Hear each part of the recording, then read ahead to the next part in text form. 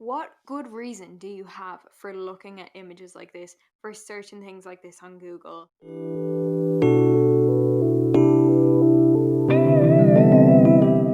Hey guys, welcome back to my channel. If you're new here, please do subscribe, and if you're old here, hello again. My name's Philpott, this is Sandy, and I cover true crime cases on my channel. Also, I do just want to put a disclaimer out there. Any information I provide in this video is basically just what I found on the internet from articles, interviews, and accounts of the case. And it's just what I've summarized down into one video. So I do apologize if any of those details are incorrect or anything. It's just what I found online. So this is a solved no body case, but it is a case that mentions sexual violence, violent crimes against children, and sexual crimes against children. So if that's a bit too much for you, this might not be the best, so I would suggest maybe watching a different video instead. And lastly, I'm not used to filming when it's this dark, so right now all I can see on the screen is my white face. So I'm sorry if I'm just like a floating head right now. I probably should have worn a lighter color. Okay, so with all that said, let's get into today's video. So this is the case of April Jones. April Jones was a 5-year-old girl who went missing from a small town in Wales. I'm gonna try pronounce it. Welsh place names are like, apparently it's pronounced like Mahunclith or Mahinclith. Mahunclith? Uh, um, and April lived at home with her mum, Coral, her dad, Paul, and her brother and sister as well. She was born 7 weeks premature, and due to complications with this, she actually had a seizure, which ended up causing her cerebral palsy. So she really struggled with fatigue and pains in her legs and stuff like that. And because of this, her parents taught her how to ride a bike at just 3.5 years old so that she could have a bit more independence and like could get around by herself. According to her family, she was very interested in everything. Like, she always wanted to know what you were doing, but she also had a bit of a cheeky side to her, and at home she had the nickname Little Devil. But in general, she was doing really well. Like, she just got a report card from school that day and it was really good. But things would change drastically for her family on the 1st of October 2012. So that evening, April had asked could she go outside to play with a friend for a while, and her mother was initially a bit hesitant. It was already pretty late, it was going to get dark soon, but she ended up letting her go, but just for like 20 minutes. So after those 20 to 30 minutes, Coral, her mother, asked Harley, her brother, to go and get her. But he came back without April and hysterical. Like, he was screaming, he was saying, she's gone off in a van with someone, someone's taken her, she's gone. And panic just set in instantly with the family. So everything was happening so fast. Coral called the emergency services, they arrived within minutes, and then the wider community started to find out a child has gone missing. But the community was just incredible. People were coming from South Wales, North Wales. There was even a guy that came from Manchester that night just to help look for April. Okay, move over. Come on, I'm in luck. Come on. People were out knocking on doors. People were searching everywhere to try and find this little girl. But at 10:33 p.m. specifically that night, Paul Jones, which was April's father, had a moment.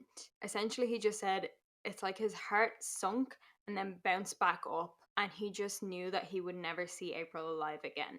I do wonder, was there something to that? Like, was that the moment? But luckily, a witness came forward that had literally been there the moment that April disappeared. And this, of course, was April's friend that she was playing with that day. These two little girls were just out on their bikes. Like, she was with someone, she wasn't alone. So this little girl was just 7 years old, and she is probably a massive part of the reason that this case is solved. So according to her, as she and April were playing together, a vehicle pulled up beside them. And there was some kind of conversation between April and the person in the vehicle, and then April just got into the vehicle willingly. She had a happy look on her face apparently, and she just got in. It's interesting, she wasn't dragged in, she wasn't like, there was no big drama about it, she just got into this vehicle. But this little girl also said that April got in on the wrong side. And what she meant by this was the driver's side. So this kind of confused people at first, but then someone said, what if it was a left-hand drive? So obviously a left-hand drive is what you would have in the US, for example. Over in the UK and here in Ireland, we have right-hand drives, so it's the opposite way around. So if you're in the car, the driver's side is the left. And obviously these cars are pretty rare in the UK. And the little girl also said that the car was small in the front and large in the back. So this could have been like a van or a ute or like a Land Rover type of thing. Okay, so this is good so far because there are so few left-hand drive vehicles in the UK in general, but in Wales, in this little country town. So that narrows down the amount of cars drastically. But not only this, they all instantly thought of one person straight away. And that person was a man called Mark Bridger. So the next morning around 8 a.m., so this is now on the 2nd of October 2012, a blue left-hand drive Land Rover was seen just driving around the town of Mahincliffe. And when they ran plate checks, they realised that this was Mark Bridger's vehicle. Witnesses also came forward to say that they saw Mark Bridger on the Brinnagog estate, which is exactly where April and her friend were playing, on the 1st, which was the day April went missing. So this Mark Bridger guy actually lived just a few miles outside of Mahincliffe, and he actually knew April and April's parents because his own daughter went to the same school as April. So this makes sense so far because April probably recognized him, and if he, say, offered her a lift home or something, she wouldn't have been like, who's this strange man? She would be like, oh, well, I recognize him, so it's okay. I mean, she was only 5 years old. How educated can you be on stranger danger at that age? But let's just have a quick little background on Mark Bridger. He was actually born in England in 1965, and I didn't plan this, but actually as I'm filming this, it's his birthday. It's his 55th birthday, so there is that. He was described as being a bit strange by those in the community. He also has a long history of broken relationships. In fact, he was actually married at one point. And to sum up his relationship history, he went on to have 6 children with 4 different women. So it kind of reminds me of the Mick Philpott case. I know these things can happen. Sometimes it's a mistake, sometimes it's not. But I can't help but be reminded of Mick Philpott. By the way, if you didn't see it on my social media, just last month, Mairead Philpott actually got out of prison. So, yeah. If you haven't watched the 2-parter I did on the Philpott fire case,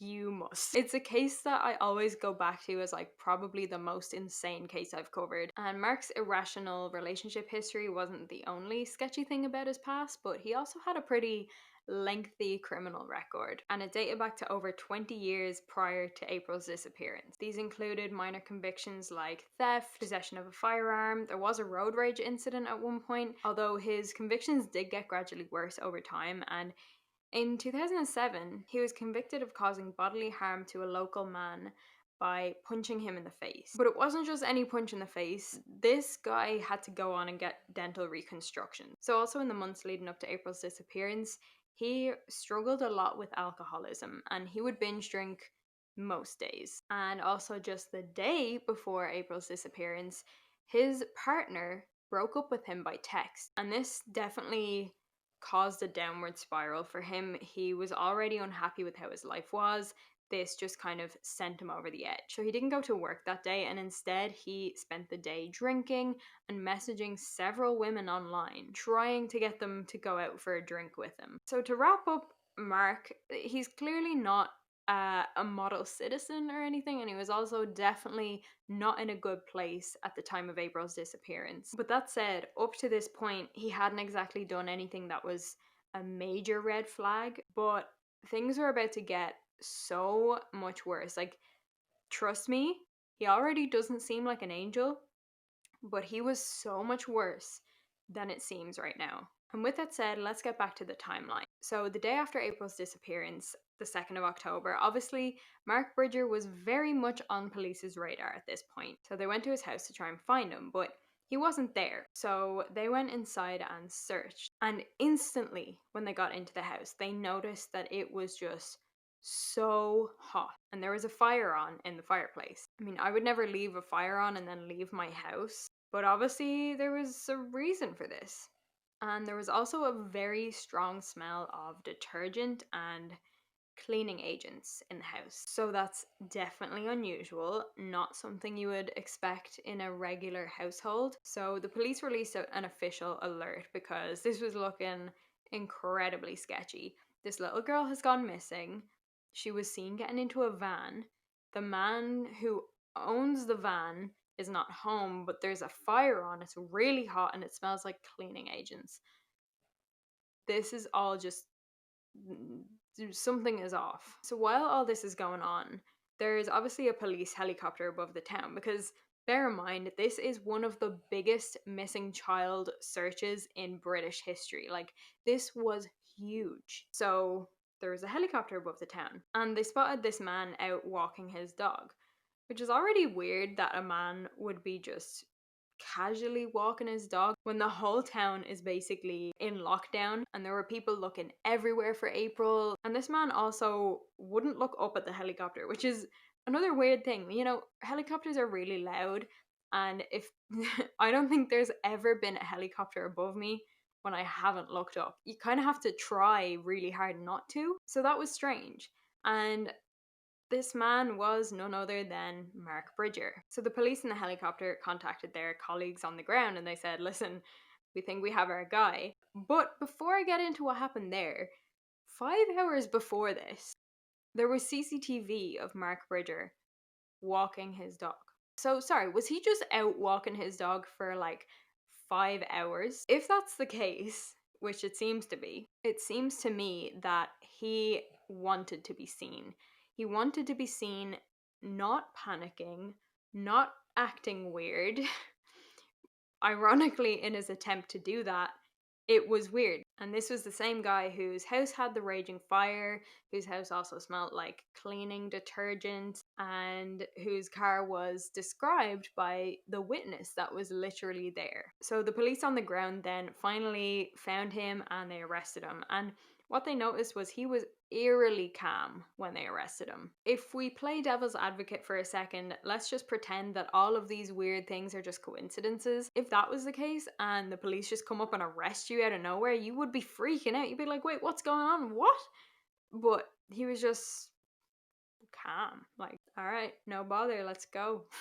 And when they arrested him, they also took his clothes for some DNA samples and stuff like that. So the police asked him if he had anything to do with April Jones's disappearance.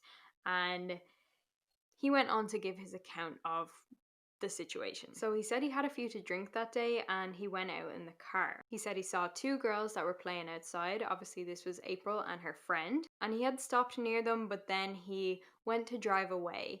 And when he did this, he said he heard a bump and then the car went up. And he says what happened next was he got out of the car to check what had happened and he had run April over. She wasn't moving and he picked her up and put her in his car. He put her across the passenger seat and checked for a pulse, but there was no pulse. And then he says to the police, I put my mouth over her mouth and I went to blow and I put my hand on her chest.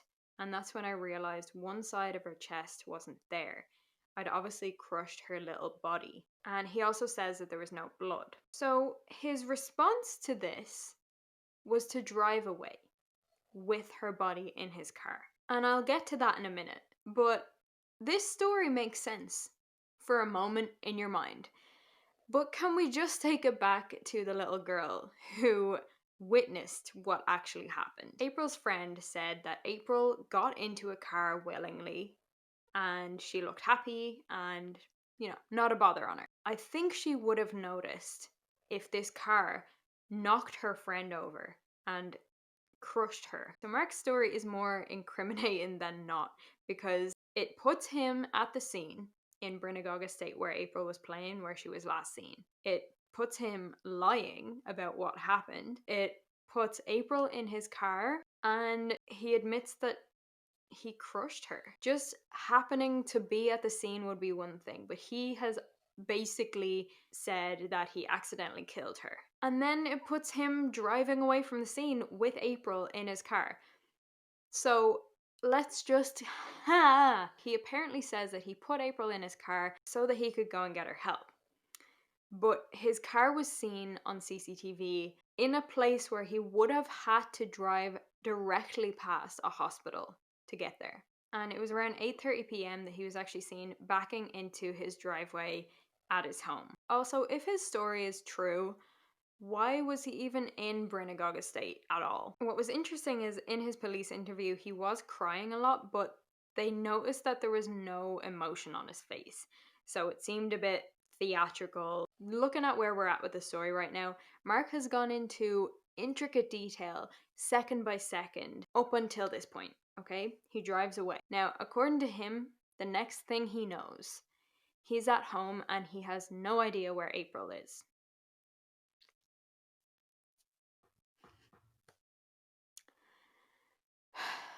So he's just lost the body. And what I will say about his home is he lived in a cottage which was pretty much in the countryside, and there was a fast flowing river nearby. So at this point, the only evidence to say that April is even dead is the fact that Mark Bridger has said it to police. And I mean, he's clearly not that trustworthy a person if we look at his history and how this interview is going so far. But he's just saying that, yeah, next thing I knew, I was at home and I can't remember where I put the body. So he blacked out at a very convenient time, I must say. And I will just say, yeah, there was alcohol involved, and of course that can make you black out, especially if you're drinking to the extent that he would be drinking. But it's just, I mean, he remembered all the non-incriminating details, like the fact that he ran her over. Why are we just not remembering where we're putting the body? They also tried to appeal to his better nature by bringing up the fact that he had kids.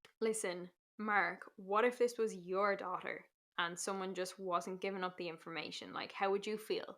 You know? And I mean, this really had no impact. This part of this case, anyway, really reminds me of the Joe Clyde Daniels case, where Joseph Daniels, Joe Clyde's father, just can't remember where he put the body, or what he did. You know, that's another two-parter actually. If you haven't seen that,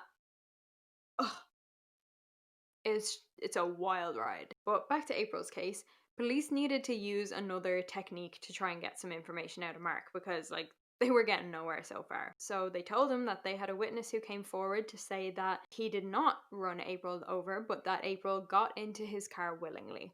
And when, I mean, obviously they didn't tell him that this witness was a 7-year-old little girl, but when they told him this, like, he got so mad. He totally flipped. He was like, there is no way, it's absolute lies. This could not have happened because this is what happened. I'm telling the truth, and so on and so forth. And that was the first point where they saw, I suppose, another side to him, like a darker side, because up until now he had been pretty chilled out. Like, oh, you're gonna arrest me? Cool. Oh, you're gonna assume that I killed a girl? Cool. So this is when the police called in a forensic psychologist called Dr. Joe Sullivan, who had worked on some pretty high profile cases before in the UK, including Madeleine McCann's case. So he suggested maybe don't try to appeal to his better nature because he doesn't have one. When he did a psychological profile on Mark Bridger, this included going to Mark's house, and one of the first things he noticed when he went inside was the fact that there were several guns just above the fireplace, like shotguns, several handguns, and I mean, that's pretty rare in the UK. Some psychopathic traits that Dr. Joe Sullivan said that he had were no sense of guilt and no empathy. And because of these traits, he was very, very unlikely to just confess what had happened. So instead, the best way to actually approach this situation was to try and trip him up in his web of lies. So I want to get into the forensics right now. So I'm talking his vehicle, his house, like, what was the situation there? What did forensics come back with? The weird thing was there was no DNA on or under the front bumper where Mark claims he knocked into April. So strange. There also was a dent in his front bumper, but the forensics came back and said that this wasn't a new dent. This was an old, I was going to say injury. What's a car injury? I don't know.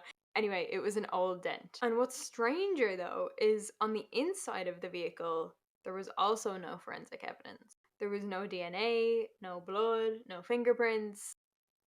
And that's weird with either of the scenarios. In his house then, they found tiny blood spatters in his bathroom. There also was a small pool of blood on the floor, and there was evidence of a thorough cleanup in the home. So obviously they sent samples off to the lab. Further searches revealed more blood in more areas of the house, as well as human bone fragments in his fireplace.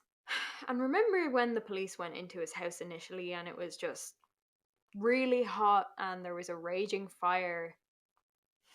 I'll just leave that thought with you. And while they were waiting for those lab results to come back, some more witnesses came forward. And this was another sketchy thing. 3 witnesses came forward to say that they saw Mark Bridger in the woods about a mile from his home with a black bag. And they also saw his car there. And this was the day after April went missing. That's a little sus, not gonna lie. Because not once in my life have I been walking in the woods in the middle of nowhere with a black bin bag. I've never had to do that. And also the fact that he drove there. His car was seen there, so he couldn't just walk the mile to get there. So initially they had arrested him on suspicion of some kind of involvement in April's disappearance, but at this point it was now increased to murder. But that wasn't all they arrested him with. While they were searching his house, they found a laptop. And this is where things get very disturbing, so I'm just gonna give you a little warning. On this laptop, they found almost 400 indecent images of children, and his Google searches were so disturbing. And not only had he looked up indecent images of children, he had also looked up intimate details of several violent crimes from the UK and abroad. I mean, this was more than just researching a case. This was like a fascination type of thing. He had images of violently murdered children on his computer. Okay, so how is he going to explain this? What good reason do you have for looking at images like this, for searching things like this on Google? And when police asked him about this, he said that he didn't remember typing in any of those Google searches. These inconvenient blackouts, I swear. And when they asked him about the pictures specifically, he said that this would be very beneficial for his children in teaching them about puberty.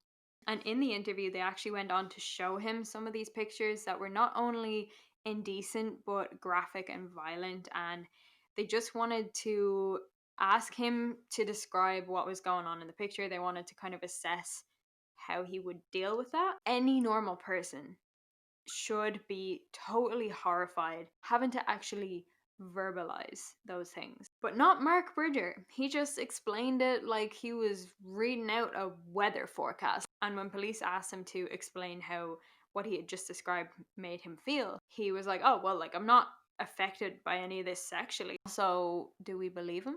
I would imagine for someone who evidently ranks pretty highly on the psychopathy scale that like it would be pretty easy for him to lie and to be able to say these things without emotion. And yeah, I'm just gonna give you the answer. Yeah, no, we're not gonna believe him because he had made these Google searches, he had downloaded these images, and he had spent a worrying amount of time looking at each of these images. With regards to the Google searches, he was specifying exactly what he wanted to see, and he was specifying exactly what age he wanted to see, and it was just, oh. So naturally, police at this point believe, okay, yeah, this crime definitely has some kind of sexual motive behind it. They knew that they were dealing with a predatory pedophile. Also, of course, April's parents were now informed that this was no longer a missing person case, but this was a murder inquiry. And April's father, Paul, said that when he found out for sure that she had been murdered, that he cried through his pillow, like soaked it through. How do you even process something like that? Police also called off all the volunteer searches at this point because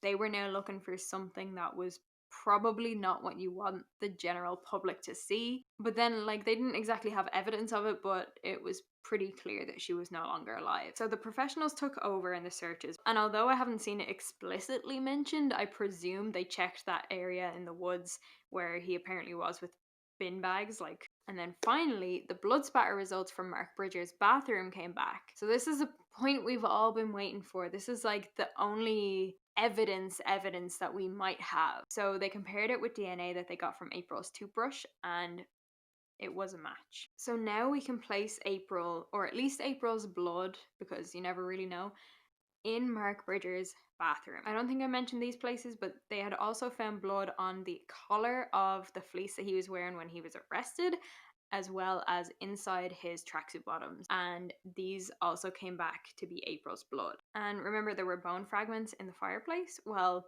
they couldn't 100% say that these were April's bones, but they did know for definite that it was definitely a younger person's bones. And I mean, with all the other situations, I mean, I think it's pretty safe to assume that these were April's bones. So after these results came back, they question Mark again, and they tell him, listen, we have found April's blood in your bathroom. What's up with that? So Mark explains that, oh, well, there must have been blood because I knocked her over and, you know, I was washing it off my hands and I must have gone like that or something and it got on the wall. Fine. Maybe that's plausible. But wait, it's not, because let me just pull you up on something, Mark Bridger. Don't you remember the fact that he said that there was no blood in his vehicle? And he also says that there was no blood.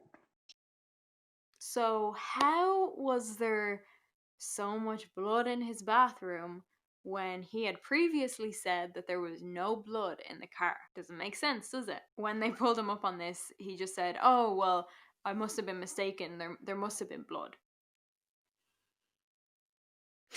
So from here, the police switch back to those awful graphic images and they start to really go in on this guy. I mean, they're telling him, you did this on purpose, this was sexually fueled and you know it. And they're basically saying, listen, dude, we know you're a pedophile. And the fact that they suggested this,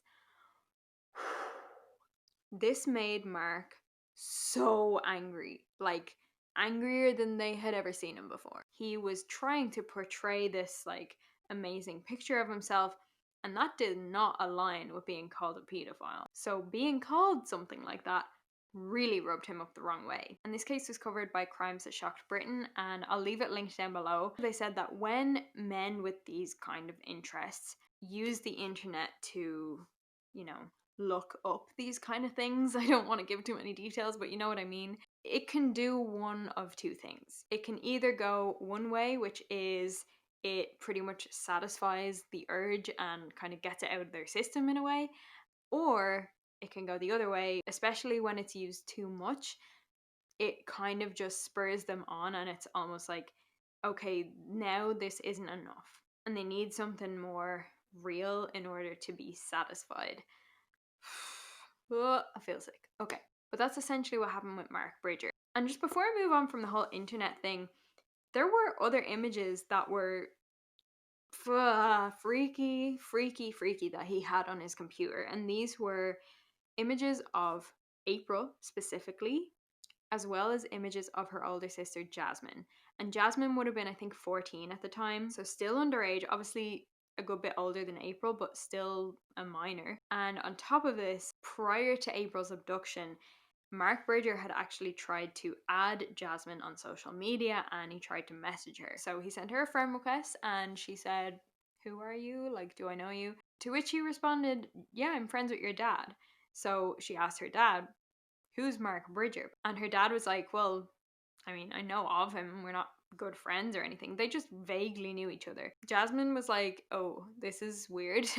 And I think she either deleted or blocked him, but she just was dumb. That was the end of that situation there. And I'm sure that that's just such a terrifying memory for her now that everything has come out about what happened to April. So speaking of, let's just take a moment and see where we're at. Police know at this point that Mark Bridger abducted April, he drove out of town with her, and he drove to his own home and he took her inside. So unfortunately, since there's no body, there's not really any telling what happened next, but police can conclude that she suffered significant harm, possible sexual assault, and injuries to the point where it was pretty unlikely she would survive. Also, with regards to her remains, it's possible that they were disposed of in several different locations. I mean, Mark Bridger had time to do that because he had all night and the following morning from when he took April to when he was arrested the next day. So after all this, Mark Bridger is charged with possession of child pornography, perverting the cause of justice because he clearly had something to do with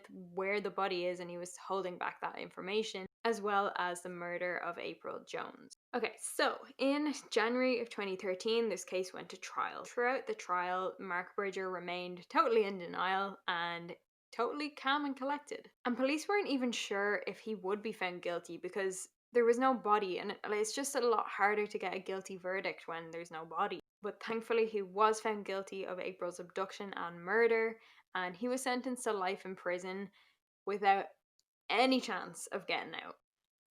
Thank God.